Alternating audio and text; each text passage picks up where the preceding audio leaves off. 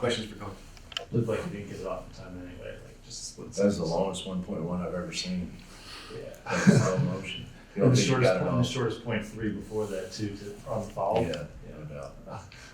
What is the decision process and when you guys go to that press? I mean, its effectiveness is obvious, and you guys use it from behind a lot. Yeah. I'm guessing there's a lot of physical exertion that comes along with it too. So how do you decide that? It's we're always in something, whether it's just full court man-to-man or a softer press, but it's really a feel. We went into this game as a staff thinking that we could, because the guards are smaller. They really didn't like our pressure the first game, and it was different. So we kind of had it in our back pocket. But when I think when we saw we were having trouble guarding, that was the thing that pushed it over. And our guys, we were struggling a little bit. Even though we scored 40, we were struggling a little bit to move the ball, and we thought as a staff that it would open the game up a bit. Control for you, 5-7 from 3. Just take me through what you were feeling out there. How I was feeling. Yeah. I feel like once everybody crashed at BJ, I feel like there was opportunity for me to make the shot and BJ made the pass. Is that what you're kind of seeing too? A lot of doubles recently. Yeah, we kind of been able to adjust to some of these looks. yes, sir. Coach Lundy came in practice on Monday or Tuesday, said I need to watch some film with Coach Jake. So just watching the film, Coach Jake, it just opened a lot for me, just seeing the mistakes I made, turnovers I made the past 2 games, and what spots my teammates going to be open. So just like Coach Jake said, just trusting a little bit more of my teammates that they're going to make the open shot. And they were wide open. Like everything I seen on the film was what was open in the game. So just listening to what Coach Lindy and Coach Jake said about what the scout report going to be on me, they're going to draw 2, so kick out to our shooters. And Contrell just went 5 and 7, so he knocked it down. You just called it Contrell. It's a little touch. For you, Bart, the turnovers and the offensive rebounds have been the bugaboos in the last couple losses, but probably longer than that as well. Yeah. 3 offensive boards, and then that big dude in there averages 4. Yeah. He was one of the top 10 in the country. So yeah, sorry, go ahead. No, that's it.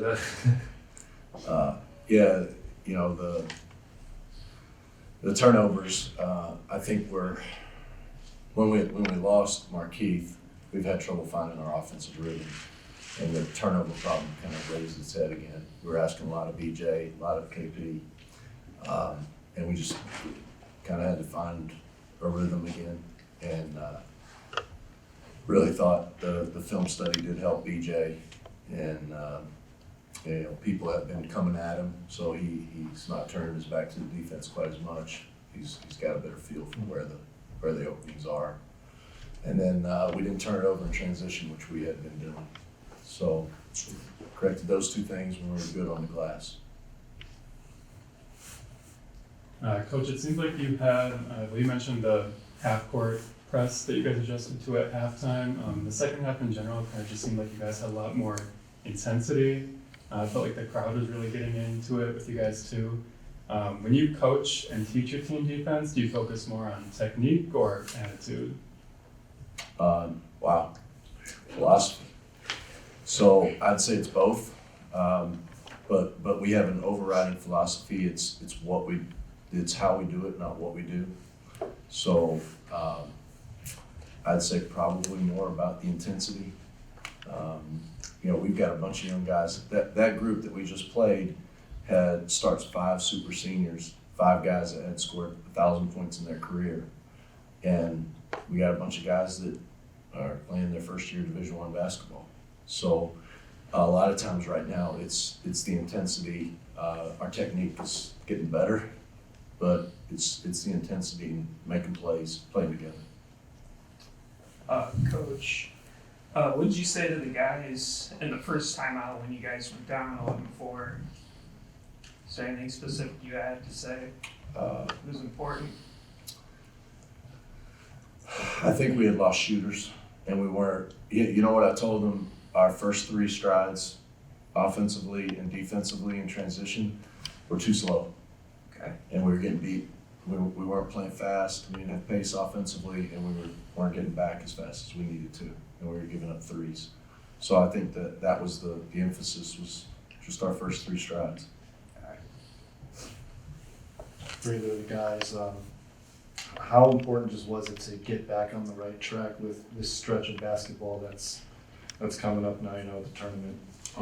We talked a little bit about it in film. Like, just try to think about the next game. Just go 2-0, control what we can control. Even we got to get the number 2 spot, number 3 spot, whatever it is. Just control what we can control. Like Coach said, they counted as knife, so that's just the motivation that's gonna keep us going to the tournament, through everything to our last game. So just it counted as knife. So that's how I think about it.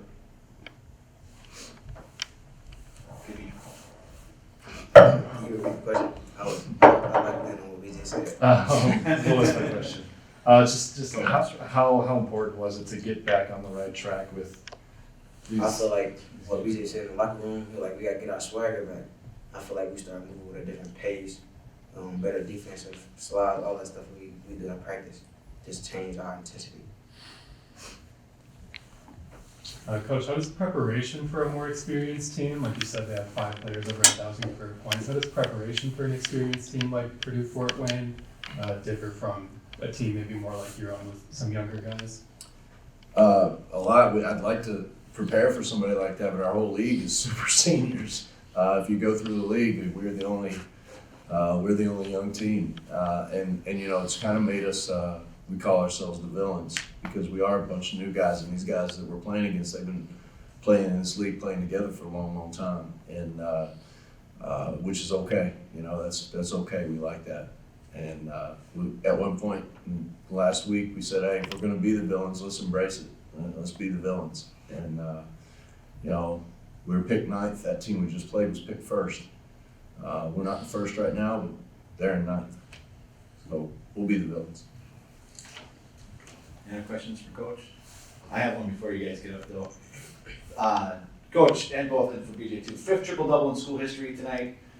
For you, talk a little bit about what you brought to the court tonight. That was a little bit different from the rest of the season. And then BJ, for you, and do you have any idea during the course of the game? So kind of one question piece there.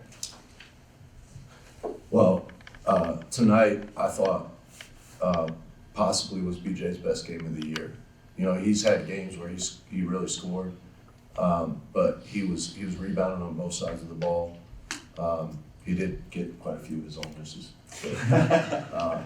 but finding shooters, and we just kept going back to it. We just kept going back to it, and he kept making different plays.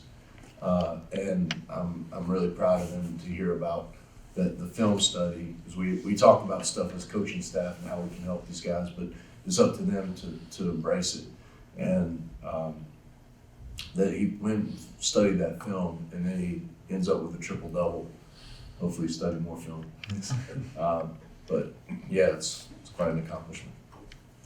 Go back to, like I said, just trusting in my teammates. I didn't expect it to happen, but I seen, like, I went to go tell the coach, like, in that early in the first half, like, the Barkley's gonna be wide open because they're both collapsing in. The shooters are wide open, so just keep trusting in my teammates and just keep dishing it to them, and they start knocking shots down. So we put up the shots, they do all the work, we put all the work in, and it just showed tonight. It's like KP, I've been telling KP, just stay locked in, your time's gonna come, and it happened tonight.